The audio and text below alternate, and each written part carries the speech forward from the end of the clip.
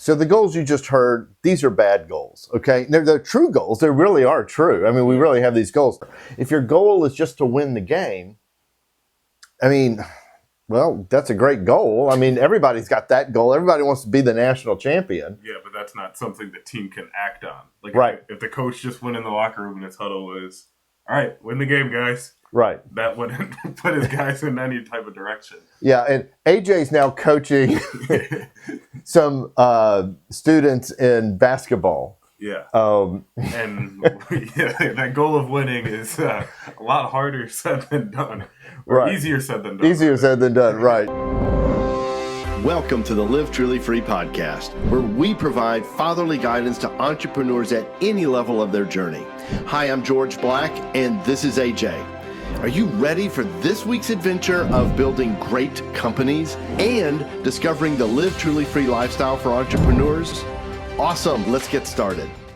All right, George. So we've been starting off this new year doing some New Year's themed episodes, but we're 3 weeks in now, and I think most of my friends have broken their resolutions. Yeah. I haven't broken any of my resolutions because Neither have I. I didn't make any. Me neither. So we're so good at this, if you don't want to break resolutions, don't make any. Yeah, and that's the episode. And that's the episode. There we go. Okay. What else? No, we want to do something else.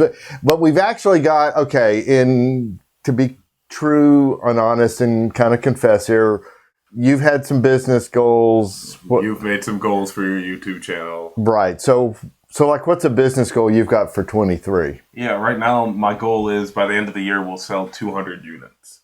Okay, yeah.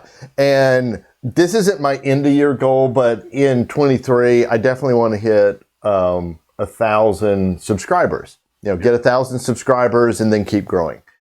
So if we have these goals, yes, are we really as good as we think we are by not setting resolutions? So I don't really see much of a difference. Yeah, I'm not sure there's a lot of difference between those goals and resolutions. I might as well, to be honest, I probably should have just said, I resolve in 23 to have 1,000 subscribers. So what we want to talk about for a few minutes are, what are good goals and bad goals? And kind of deconstruct our own goals to see why they're probably not good goals. Right. Your 1,000 subscribers or my 200 units sold, are those not good goals? Well, no, and here's why. We'll pick on me first. So the 1,000 subscribers, I don't have any more control over whether someone subscribes to my channel than I do whether it's going to be sunny outside. Yeah. And so I guess that same logic could be applied to mine. And also you could even break mine down further. It's like, yeah, I could probably sell 200 units if I made them each $1. So this is the thing. That's perfect because, you could sell 100 units or 200 units, but at what price? Yeah. So the goal should be at our selling price and not have to discount anything. But also that still is a problem in what you were saying because it's like, getting in front of 200 people, there's not a guarantee all 200 people buy. Right. So my goal should almost be more, now that we're talking about it, should be more geared towards how many people am I actually going to get in touch with. Because at first I got to figure out my conversion rate. Because then from there I can figure out, okay, I need to get in touch with this many people. I'll convert roughly on this amount. And that's how I'm going to get to my number. Right. Something else strikes me as you're saying that. And that is, first of all, you said 200 for the year. Mm-hmm. And that's an overwhelming number. Yeah. 200 sounds like a lot when you've sold one. Just saying, when you've got 50 subscribers, 1,000 sounds huge. Okay. Mm-hmm. So break it down to I'll just do some quick math. So there's 52 weeks in the year. Let's say we take 2 weeks off or we get 2 free weeks. So that's 50 into 200, that's 4 a week. Oh, well, that doesn't sound as bad. But it still sounds like a lot. It's 4 times what you've already sold. Yeah, and that's 4 out of our 5 business days. Right. That we can touch people, we got to be able to sell them. Right. So with subscribers, it's like, oh, I can't make you subscribe. You can go. So what we want to do is say, like, so what would be a good goal? A good goal would be, if I just do one video a year, yeah, it might go viral and I pick up 1,000 subscribers. Not really good odds on that. But a good goal would be, I'm going to do a video every week. Okay. I'm going to consistently publish a video every week. That's a goal I can control. Yeah. That's a goal I can achieve or fail at. Okay. So it's almost like, so that would be your goal, post every week. And then the desired result, I don't know if you want to call that a goal, but is to get that 1,000 subscribers. But that's not what you're like focused on doing, because you can't, like you said at the beginning, you can't just magically, boom, now I got 1,000 subscribers because that was my goal. Right. Like, that's the desired result of the goal that you're setting to post every week. Yes. So okay, I'm trying to think of a good analogy on this. And so off camera, AJ and I'll talk sports, and he's basketball, I'm football, college football. And but one of the things you listen to these coaches and you listen to the interviews and things like that, and they talk about the fundamentals. Mm-hmm. And they talk about, we're going to do the fundamentals, because if we do the fundamentals right, if everybody plays their position 100%, that's what we can control. Yeah. That's what we can do.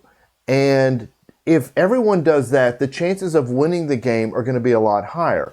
If your goal is just to win the game, I mean, well, that's a great goal. I mean, everybody's got that goal. Everybody wants to be the national champion. Yeah, but that's not something the team can act on. Like, right. If the coach just went in the locker room and his huddle was, all right, win the game, guys. Right. That wouldn't put his guys in any type of direction. Yeah, and AJ's now coaching some students in basketball. Yeah. And that goal of winning is a lot harder said than done.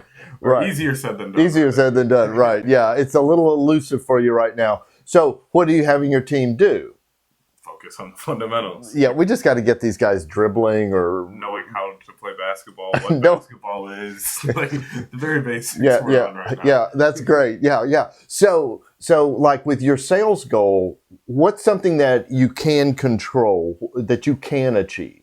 Yeah, so first thing that comes to mind is like just the number of people I'm reaching out to. Okay. So maybe it's like, okay, my goal is to have a phone call or a email thread, like actually be in contact with about maybe 200 physical therapists a month, something like that. Mm-hmm. Or maybe I do 100 a month. I'd have to actually see how that works in my work day to see how feasible it is. But so maybe controlling the number of actual like contacts rather than the number of sales, because theoretically a portion of those contacts don't buy, a portion of those contacts buy. Yeah. So that's really good, because guys, what you're starting to hear is, with good goals, what's going to start to creep in are, we want great strategies. Yeah. And so what I started to hear there was a marketing strategy. And so I can almost feel like okay, if I average 4 a week, if I sell 4 units a week, I will achieve my goal in 50 weeks. Mm-hmm. Okay. And to do that, I've got to make, 20 calls. I got to make 200 calls. I don't know what it is. Yeah. But a marketing strategy could be, I'm not going to try to sell one at a time. Mm-hmm. I want to sell like a package of 3 or 4 at a time. Okay. And so it starts, because you go like, oh, that's kind of a daunting goal. For example, with YouTube videos, we could produce several videos at the same time. In other words, you could film all of it at the same time. So if I'm trying to do 1 a week, that's 4 a month. But if I filmed them all at the same time, then it's just a matter of editing them out and releasing them, so that you start coming up with strategies, is the point, that to accomplish what you're seeking to achieve. Yeah. And that strategy of, let me find where the multiple orders are, which could, maybe it's like and this is me thinking out loud here, but like a lot of clinics are really only gonna need one. But a lot of clinics are part of a larger network of clinics. So instead of targeting, the strategy could be instead of targeting those individual clinics, I'm seeking out networks of clinics and then seeking out the people who are in charge of ordering for that network.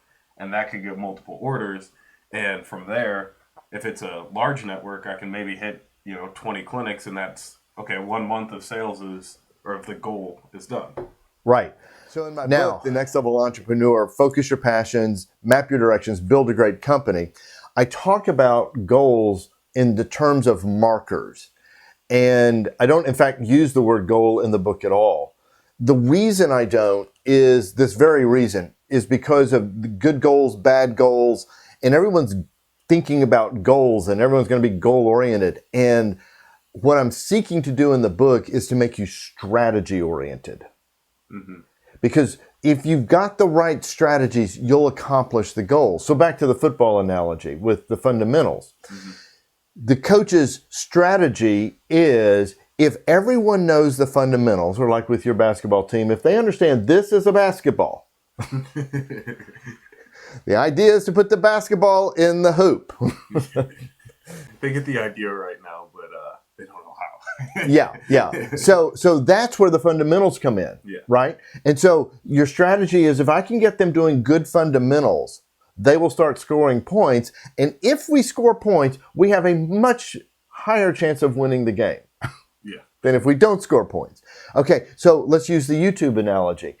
The thing is that I can't control subscribers, but I can control when I'm releasing videos. But it's way more complicated than that. I've got to be producing video content that people would want to subscribe to. And the same thing in your case. You've got to figure out, what does the customer want and how do I meet that need with the product I have? So we start to analyze and we start to adjust what we're doing in our strategies. And so instead of, as you're talking about all this, I think the best way you didn't even say the word in your book, but I think the best way to, I guess, call a goal, instead of saying like, oh, this is my goal, this is what I'm going to do this year, that's kind of like the desired result. And then your strategy, this is what I'm going to do this year. And focus on each of those strategic things. Notice your roadblocks of like me getting in front of a physical therapist, getting in front of that network. How do I overcome that? I'm going to have to make a large amount of outreaches. To get to that sales, if I want to sell 200, what am I going to do? The best way to do that is probably to find those bulk orders and hit those up first, so that way we can get the revenue in the door and eventually scale a sales force to be able to hit small individual clinics. So actually the book is letters between an older entrepreneur, Mr. A, to a young startup entrepreneur, Max. And Mr. A writes Max that he calls them finish lines. Okay, that's a good way to call them. Because the whole point is, it's like, when do we accomplish it? So here's the thing. Sports teams have the championship game. And then they have a winner. And then the winner has a big parade and a celebration. And or the college, you go to the bowl game and you have a big victory and you get a ring and all this stuff, right? What's the equivalent in business? You just make some money. No, you make another goal. Oh, sure. You never, so if you got your 200 units, you're not going to celebrate. You're going to go, well, now, gang, we're going to go to 300 units. When I hit 1,000 subscribers, now we're going to go for 2,000 subscribers. Why don't we pause and celebrate? Mr. A talks about this. Where we go, so that's the point. It's like the marker marks when I've accomplished the strategies. And the markers are the metrics that say, you can say goals, that's okay, that show me, okay, I achieved that, celebrate it. Got it. Because, in business, you never take time to celebrate. Oh, we reached our goal. You might get like a nice email from executives, or you might get lunch catered or something, but it's always, I feel like it's, when you put it this way, it's always a very small celebration for crossing that finish line in business that you'd set up for yourself. Whereas in sport, it's always the most grand thing. Confetti comes on, you get a nice trophy, the whole city comes out to support you. Like, obviously no one's going to do that when I sell 200 units. The city's not going to arrange a parade for me. But I could do that within my company to celebrate the people who helped make it possible. Yeah, what's the equivalent of a parade for you guys? What's the equivalent of? And so you want your goals to be achievable, but big, strong. You want that marker to be real, and you can have sub markers and things like that, that lead to it. Like I just said, there's a reason for 1,000 subscribers. That's a big number. It's a huge number, but it's not where I'm going to stop. Next there's going to be bigger goals after that. But I've got to figure out the strategies. I've got to figure out the content that people will subscribe to. Once I get into that rhythm, then I can set a bigger goal because I've achieved this first one. This first one's really important because I'm doing all of this other stuff to find out what does it take to get people to want to subscribe and discover this content. And I think one thing you were saying in there that you didn't explicitly say is it needs to be somewhat of a big goal.